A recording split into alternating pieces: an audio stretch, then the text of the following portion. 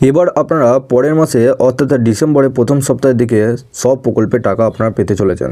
সাথে আপনাদের বড়দিন উপলক্ষে ডিসেম্বরে মহিলাদের জন্যও রয়েছে খুশির খবর, কারণ আপনাদের পরের মাসে রাজ্য সরকার 9,500 কোটি টাকা দিতে চলেছে। এই খাতে মহিলারাও টাকা পাবেন।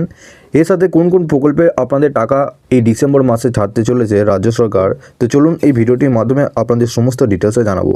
তার আগে আপনারা যদি আমাদের এই চ্যানেলে নতুন হয়ে থাকেন তো চ্যানেলটিকে অবশ্যই সাবস্ক্রাইব করে বেল নোটিফিকেশানটা অবশ্যই অল করে রাখবেন, কারণ আপনারা ওই নোটিফিকেশান বেলের মাধ্যমে সবার আগে সমস্ত আপডেট আপনারা পেয়ে যাবেন। অবশ্যই বেল নোটিফিকেশানটা আপনারা অল করে রাখবেন।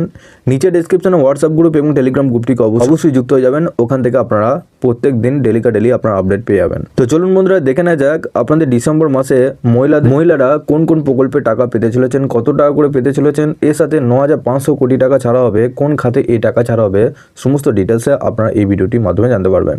তো বন্ধুরা, এখানে দেখুন আপনাদের বলা হয়েছে ডিসেম্বরে সবার অ্যাকাউন্টে টাকা ঢুকবে। 9,500 কোটি টাকা বরাদ্দ করলো রাজ্য সরকার। পশ্চিমবঙ্গ সরকার ডিসেম্বরে একটি মেগা আর্থিক পরিকল্পনা দিয়ে আসছে।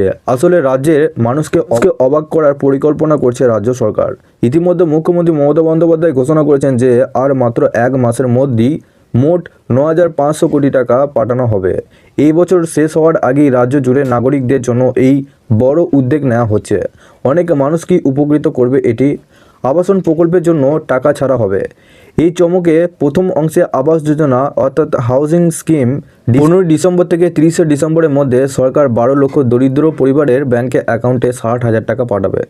এই আবাসন সহায়তার প্রথম কিস্তি এবং মোট পরিমাণ হলো 7,200 কোটি টাকা। সরকারি আধিকারিক এটিকে বাংলা জনগণের জন্য ক্রিসমাস উপহার হিসেবে বর্ণনা করেছেন, কারণ এটি মূলত বড়দিনে পাঠানোর জন্য পরিকল্পনা করা হয়েছিল, কিন্তু 10 দিন এগিয়ে আনা হয়েছে। মহিলাদের জন্য এই প্রকল্পে টাকা পাঠানো হবে। এই পরিকল্পনা আরও একটি গুরুত্বপূর্ণ অংশ হলো লক্ষ্মী ভাণ্ডার প্রকল্প। ডিসেম্বরে সরকার এই প্রকল্পের অধীনে 2 কোটি মহিলাদের জন্য প্রায় 2,300 কোটি টাকা বরাদ্দ করবে। এই আর্থিক সাহায্যের জন্য যোগ্য নারীর সংখ্যা বেড়েছে। তালিকায় 5 লাখ নতুন সুবিধাভোগী যুক্ত হয়েছে। অর্থাৎ আপনাদের এই লক্ষ্মী ভাণ্ডার প্রকল্পে নতুন মহিলা যুক্ত হয়েছেন প্রায় 5 লক্ষেরও বেশি। যদি এটি সরকারের জন্য কাজটিকে কিছুটা চ্যালেঞ্জিং করে তুলেছে। ভালো খবর হলো যে যারা যোগ্যতা অর্জন করবে তারা সরাসরি নিজেদের ব্যাংকে অ্যাকাউন্টে টাকা পাবে। অর্থাৎ আপনাদের যে বয়সের সময়সীমা রয়েছে 25 বছরের ঊর্ধ্বে হলে তবেই কিন্তু আপনারা এই প্রকল্প থেকে টাকা পাবেন, এবং আপনাদের সমস্ত কিছু ডকুমেন্ট ভেরিফিকেশন হয়ে গেলে আপনারা কিন্তু এই ডিসেম্বরে প্রথম সপ্তাহের দিকে আপনারা কিন্তু এই প্রকল্প থেকে টাকা পেয়ে যাবেন। প্রসঙ্গত, কেন্দ্রীয় সরকারের আবাসন প্রকল্প এবং 100 দিনের কাজ সহ বিভিন্ন প্রকল্পের জন্য তহবিল আটকে দিয়েছে, এমনই অভিযোগ উঠেছে কেন্দ্রের বিরুদ্ধে। মুখ্যমন্ত্রী নেতৃত্বাধীন রাজ্য সরকার এই বিষয়গুলি নিয়ে সোচ্চার হয়েছে। বাংলা জনগণকে আর্থিকভাবে সমর্থন করার জন্য এই বড় আর্থিক সিদ্ধান্তটি নিয়ে এগিয়ে চলেছে রাজ্য সরকার।